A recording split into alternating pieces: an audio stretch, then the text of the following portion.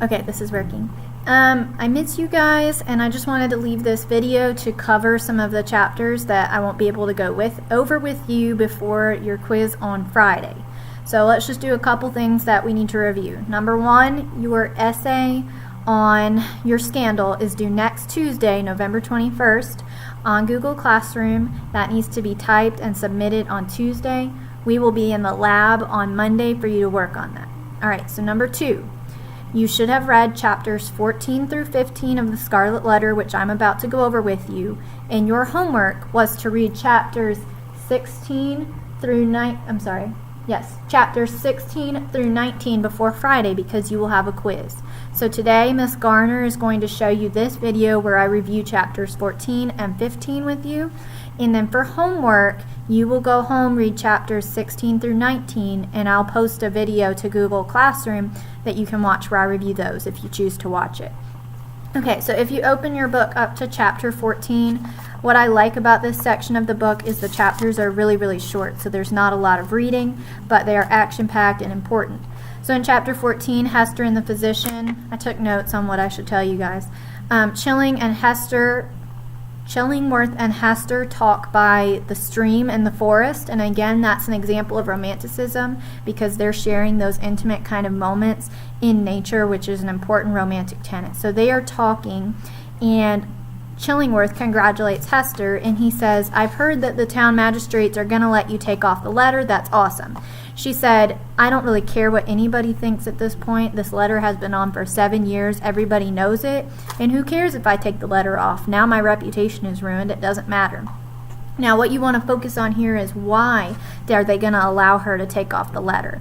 Because she has become such a morally superior woman, and she cares for the poor and she takes care of people. They think that she has earned the right to kind of let it go. So, but the irony there is that she can never let the Scarlet Letter go. Like Dimmesdale, it's always going to mark her, the shame that she's endured. And you can see that Hester is a dynamic character. She's changed throughout the book. And where she was this naive kind of younger woman at the beginning, now she has grown up and she realizes truths about the world. And there's this really long, elaborate section, thanks Hawthorne, where he describes to you guys Chillingworth's face. And it says, "The former aspect of an intellectual and studious man, calm and quiet, was vanished, and now it seemed to be his wish and purpose to mask this expression with an evil smile, and flickered over his face so derisively that the spectator could see the blackness across his face all the better for it. There came a glare of red light out of his eyes," freaky, "as if the old man's soul were on fire and kept on smoldering duskily within his breast." Okay, so we have some imagery there. His eyes are turning red. Okay, that's weird. Why? Hester has the Scarlet Letter. Dimmesdale has the red burn on his chest from the scar that he's putting there. And now Chillingworth has red glints in his eyes. Why? Because they all have this evilness. And like Dimmesdale, his sin, his evilness is hidden. Chillingworth is hiding his too. So now we see the red imagery here, which is important. Okay. And then if you go to page 161 with me, at the bottom of the page, right here, Hester says, "When we last spoke together, now 7 years ago, it was your pleasure to extort a promise of secrecy as touching the former relation betwixt yourself and me." She's saying, 7 years ago, you made me promise that I was going to keep the secret that we were husband and wife once. But you're manipulating Dimmesdale, and you're ruining his life, and you need to stop it. He says, "Oh, really? Make me. How are you going to make me stop it?" He says, "Can you not see that I've turned into a devil?" He calls himself a fiend. And she says, "You know what? I don't think I'm going to keep your secret anymore. I think that I'm just going to tell Dimmesdale what's up." Chillingworth says, "Do what you want to do. I've basically destroyed the man already emotionally, so go ahead, tell him. Make my day." So we have chapter 14, again, very action-packed, and then we move into chapter 15, which is Hester and Pearl. And this kind of, again, shows Pearl as a character. She represents the passion of her mother's sin and maybe innocence. And at this point, Pearl is 7 years old, okay? And you can see that she behaves in a much more mature manner than a typical 7-year-old. Sorry, I'm going really fast. You can watch this again if you need to. I've got to go eat my lunch. But we have Chillingworth walks away, and Hester realizes, oh man, while we were having that argument, I lost my kid. And so she is looking through the forest trying to find Pearl. And Pearl, as she's walking towards her, Hester has these thoughts of, I hate Chillingworth. She says, be it a sin or not, I hate the man. And then she asks God to forgive her for hatred, which again shows she does have a relationship with God. She is trying to kind of make up for her former sins. And she hates him. Why? Because she still is in love with Dimmesdale all these years later. Okay, so if I flip over, she finds Pearl.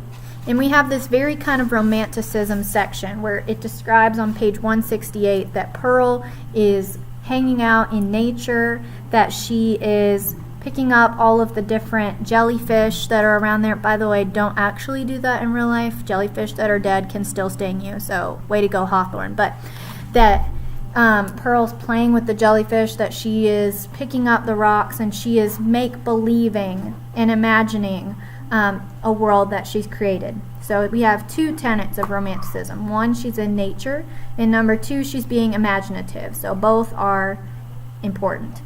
Now, when we move to page 169, we kind of go into Pearl's mind, and Pearl places a green scarlet, okay, no, let me rephrase. She places a green A on her chest, and she says, I wonder what my mom's going to say.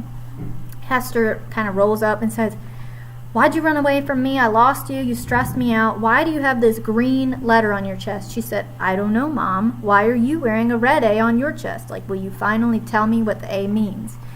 And for 4 pages, I mean, Hester thinks about, right here, the implications of if she told Pearl. And she strongly considers, okay, I'm going to tell Pearl what went down, what happened. I'm just going to let her in on the secret. She's mature enough.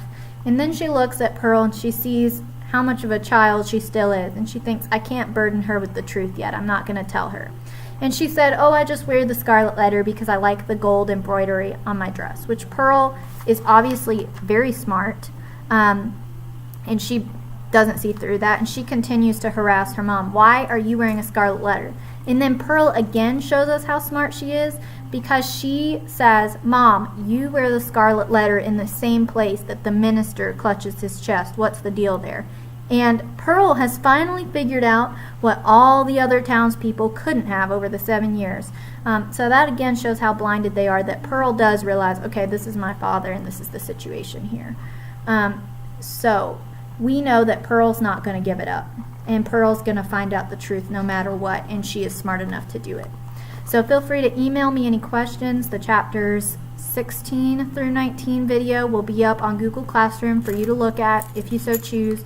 And I hope you guys are behaving and doing your work, and you have a quiz on Friday.